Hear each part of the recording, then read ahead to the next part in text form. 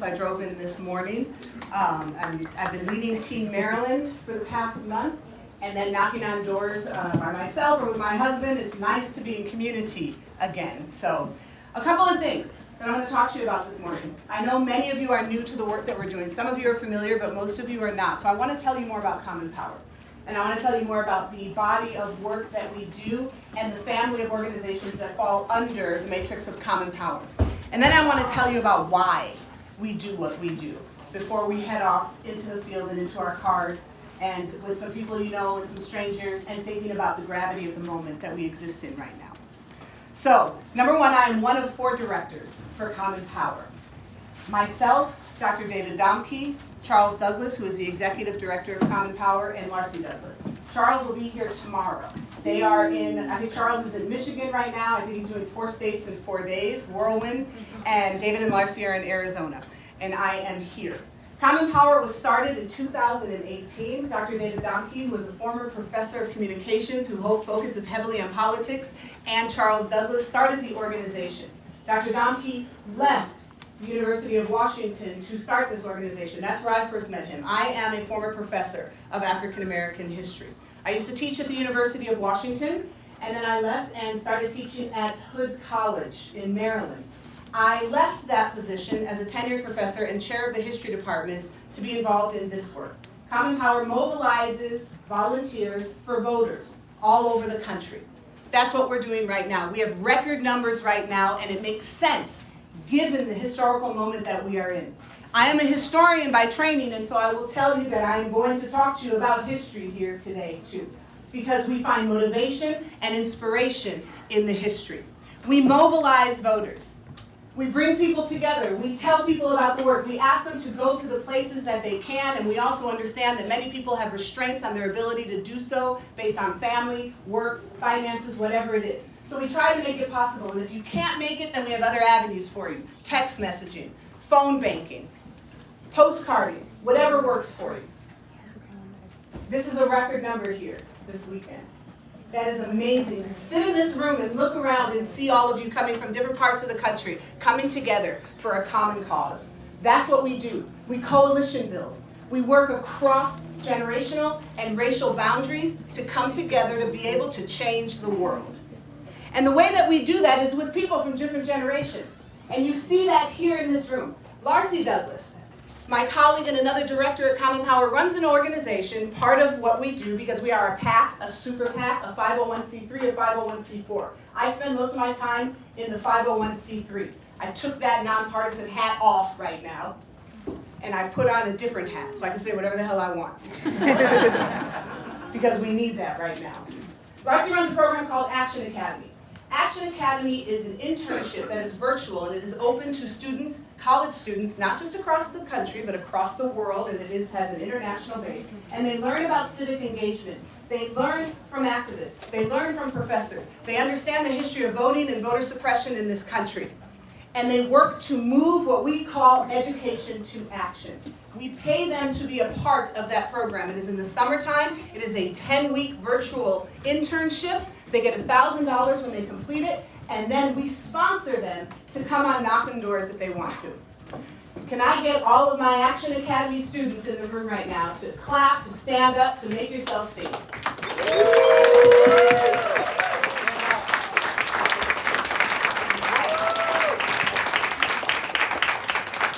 I encourage you to talk to them, find out about Action Academy if they feel like they want to talk about it at this moment. Let's keep that in mind.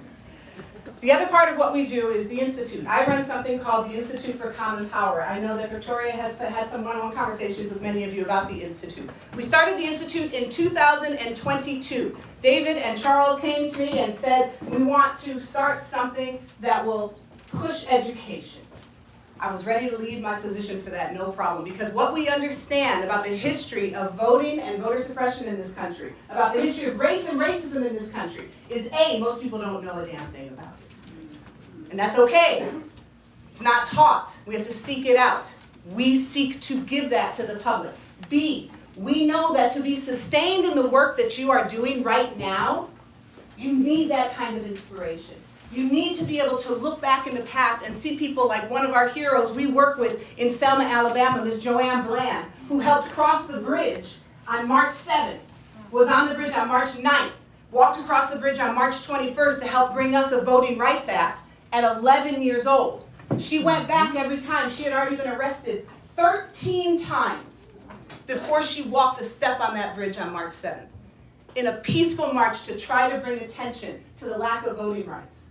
We know that when we know that history and we learn it, and we say if Miss Joanne Bland could do that, then we've got this. We use the history to inspire us, period. And that's why we have the Institute for Common Power. We do lectures, we do courses, we have workshops. We take people on something called the Truth and Purpose Learning Tour that many of you have gone on, where we take people through a journey in Georgia and Alabama that is co-led by myself and Dr. David Domke, my colleague. We meet with civil rights heroes. We meet with activists who are doing the work today. We go to the places where history happened. We lean into the uncomfortable so that we come away, and these are not my words, but other people's words, with our lives changed. Many people in this room have gone on those Truth and Purpose Learning Tours, and they can testify to that. We also do something which is one of my favorite things that we do. We understand that there's an assault on truth in this country. It's one of the reasons why many of us are in this room right now. We have brought people to the Institute, professors, one from Texas, one from Florida, two of whom were fired for teaching about the history of race and social justice. One was fired specifically for teaching a course on Martin Luther King Jr. and social justice. He was on CNN, you may have seen him. That's the reality of where we are right now. We know there's an assault on truth in this country, and we want to be able to support our educators as much as we can. So we started something called the Truth and Purpose Learning Experience for educators. We pay for them to go on the journey. They pay nothing. We cover all of their costs. Once they go through that journey, something happens, something we had not expected. First of all, and we have some in the room, I'm going to ask them to identify themselves in a moment, they become family. They support one another. We give them grants so they can create change in their communities. They become educator ambassadors. Can my educator ambassadors in this room please raise your hands? Woo! All right.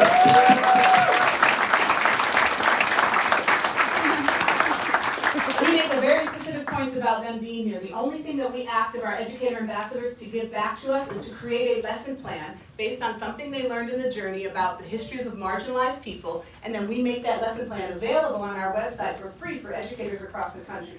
They are not required to knock on doors. Nonetheless, over a third of our educators who have gone through the program are knocking on doors. They're team leads. Shai, how many trips have you been on so far? 5, 6. I think the same for you all. They go around 3, they go around the country and they knock on doors. That's a choice that they make. Action Academy and the Institute become two of the pipelines for the work that we are doing to go out and knock on doors. So that's part of the structure of this organization. As I said, Charles Douglas, our executive director, will be here tomorrow, along with, I believe, Ben. Is Ben coming? Mm-hmm. Yes, okay. Who leads field work. They've been all over the country. That gives you a little bit more information. commonpower.org to learn more about what we're doing. And it doesn't end this year. We go to special elections. We go all over the country. Keep an eye on what we're doing so you can continue to join us. Second part, 2 reasons I'm going to give you before we head out. Why do we do it? Here's where my history comes in. I can't be true to myself in my profession if I don't give you some of that. Why do we do it? Our central goal, and we have many goals in Common Power and the body of the work that we do, but our central goal is to get a new Voting Rights Act. That's reason number 1. I'll tell you about another reason in just a moment. Get a new Voting Rights Act. Why? First of all, why did we need the 1965 Voting Rights Act in the first place? And if we already have that, why are we trying to get a new Voting Rights Act? Why did we need the 1965 Voting Rights Act? Let me ask you a question. Does anyone know, without going on your phone, how many windows are on the White House? Anyone know? No. Does anyone know how many plates are in that stack? No, those are asinine questions. The one about how many windows in the White House would have been a question that white registrars would have asked African Americans to be able to register to vote. I use the paper plates because in lieu of not having a jar of jelly beans, They would have been asked something as similarly asinine. How many jelly beans are in that jar of jelly beans? How many bubbles are on a bar of soap to be able to vote? It is a truth in this country that the history of voting rights is a history of trying to stop the most marginalized people among us from voting.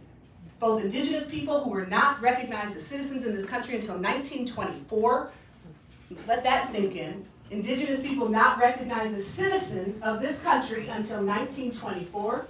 The history of the voter suppression of women, and the history of the voter suppression of black people, because when women gained the right to vote, that did not include black women. That's why we needed a Voting Rights Act. More than that, Lamar Smith was a sharecropper in Mississippi who was shot on the courthouse lawn in front of a sheriff in 1956 while holding on to registrations from a number of black people in the area. He was shot because of that work, and the sheriff did nothing. George Lee was shot in the head by a Mississippi legislator in the middle of the day, killed because he was driving people to the polls. During Reconstruction, we had a high level of black voter participation. In states like Mississippi, 96% of black men eligible to vote were registered and voted. 96% after Reconstruction, when the South took over and had race relations left to themselves, it dropped down to 5.7%. It was called a period of Negro domination, and the idea was to undermine it, and they did for 100 years. You could give people literacy tests to ask them a number of questions, as asinine as the ones that I gave you, to try to have them register to vote. But they were given differently to black people. Black people were lynched. They were beaten. It didn't matter how old they were. Joanne Bland arrested 13 times at 11 years old. That's the history of voting in this country. And we invest as an organization, Common Power, in Selma, Alabama, a little town on the banks of the Alabama River, because Selma gave us a 1965 Voting Rights Act. Through the generosity of some of our donors, we own the building at the foot of the Edmund Pettus Bridge, the famous Edmund Pettus Bridge. We're starting in March. People began to try to march over that bridge to Montgomery to protest the deaths of civil rights activists, to protest the lack of voting rights that they had. What started as 600 people, 600 African Americans, trying to walk across that bridge and being beaten on camera by state troopers and local militia, called people from around the country to their work. By March 21st, 25,000 people from across racial and religious boundaries came to Selma to fight for voting rights. Many of them had the rights that they were fighting for other people to have. That's coalition building. That's what this looks like. Many of us are here for personal reasons. Some of us, our rights aren't as threatened as other people's rights, but we're here anyway. Why do we need, that's why we needed a 65 Voting Rights Act. Why do we need a new Voting Rights Act? Because in 2013, a Supreme Court ruling, 5-4, not unanimous along party lines, said we don't have any discrimination in this country anymore. We don't need you if you are a place that previously discriminated against voters. You don't anymore have to come to the Department of Justice to get what was called pre-clearance to make changes to voting laws in your area. We're good. 5-4. Within hours, Texas instituted an ID law. Hours, not days, not months, hours. The following year, the state of Alabama, the only state in this country that has no early voting, required IDs. The next year, they shut down 31 DMVs, citing budgetary issues. You know where those DMVs were? In black neighborhoods. The history of voting rights in this country is a history of trying to remove those rights for the most marginalized among us. People say my vote doesn't count. It counts so much that they're going to these kinds of measures to stop you from voting. And they impact mostly black and brown people, and often young people in college campuses. We need a new Voting Rights Act because it will restore what was gutted from the 2013 ruling.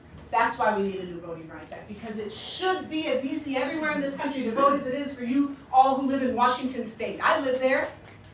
Let's give a clap to that. Yes, it is.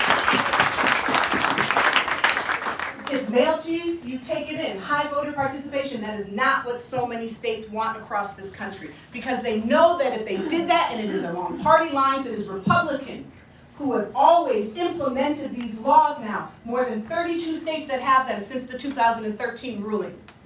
Republicans who put forth these measures and claim all of this voter fraud in the most unbelievably ironic and hypocritical moments when the things that we actually see, like trying to stop black folks from voting after church and souls to the polls and ending early voting on Sunday, are coming from Republicans, period. That's reason number one why we do this work, to get that new Voting Rights Act, because we believe, and that's where the name of our org comes from, the most common power among us is our right to vote. That's common power. Number two, and I'll go quickly on this, the reason. That becomes personal. We have 18 full-time staff members and about 24 contractors in New York, and hundreds of wonderful volunteers. And for us in the organization, the second reason is personal, which means it's different for each person. I'm going to tell you a little bit about mine. I woke up this morning about 4 a.m. to get here. I looked over in the bed, and there's my husband sleeping. My husband is a beautiful, very dark-skinned African-American man, very large, with a beard, who is considered in this country, because of the way that race is constructed and the history of this country, often considered by too many to be a threat. This is a man who picks up homeless people and drives them to Lowe's to get them things that they need. It is the bane of my existence that he ever can be considered a threat. When we lived in Washington, I remember in the stretch of 3 months after he purchased a new car, a nice car, he was working in Everett and got pulled over 7 times. Wow. 7 times in 3 months. Never any citations. One of the times they said he looked like he was driving without a definitive destination. I kid you not. When we lived in Texas, he was taken out of his car, placed on the ground, handcuffed, car searched. It was when he was in his early 20s. We had just started dating. Many of us could go on and on and on about those kinds of things. Trump has said that he is going to give immunity to police officers to do the work that they need to do. Project 25 has said that they want to nationalize a stop and frisk policy that disproportionately impacts brown and black people, period. That criminalizes them when they should not be criminalized. That's one of the reasons I'm doing what I'm doing.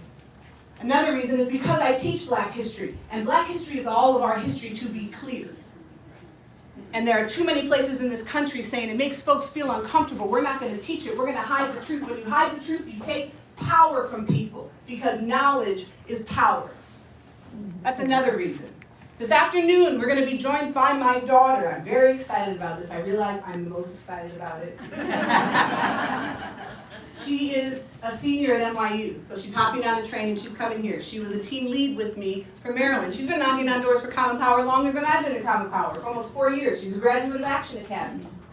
She's getting on a train and she's coming here. She'll be here this evening. She is okay with me telling you this, so I already know, had a car accident a couple of years ago, a very severe one. She's okay now. She was in a wheelchair, then she was in a cane. And 2 months after her surgery, she was knocking on doors in Arizona with a cane. She's my hero. It's amazing to me. And she is coming here with us to be with us tomorrow. I have 3 daughters. 3 black women who exist at the intersection of their gender and their race. I am knocking on doors for them. I'm knocking on doors so that their humanity is not erased, so that my husband's humanity is not erased, because those are the policies that are being instituted to erase the humanity of women, the agency of us, to erase the humanity of black and brown people, to destroy people who are barely holding on economically. I'm knocking on doors for my kids, my husband, and for the people who are voting against their own interests. What the fuck? Excuse my language. But I'm knocking on doors for them too. I'm knocking on doors because it's not just about Trump, it's about his sycophants who, in the last time he was in office, we saw an increase in hate crimes. I need to stop that so I don't worry about my husband going to the gas station. We may not end it, but we can. I keep my eyes on understanding that I want to create the world I envision in my third eye. But I'm knocking on doors for them and everybody else who needs our help. So what I'm asking you today to do, and tomorrow, and until 8 p.m. PST on Tuesday, is to think about your personal reason. Why are you here? What is driving you? And when you're tired today and you're hungry, I need you to be consumed by that reason so that we don't stop. Thank you.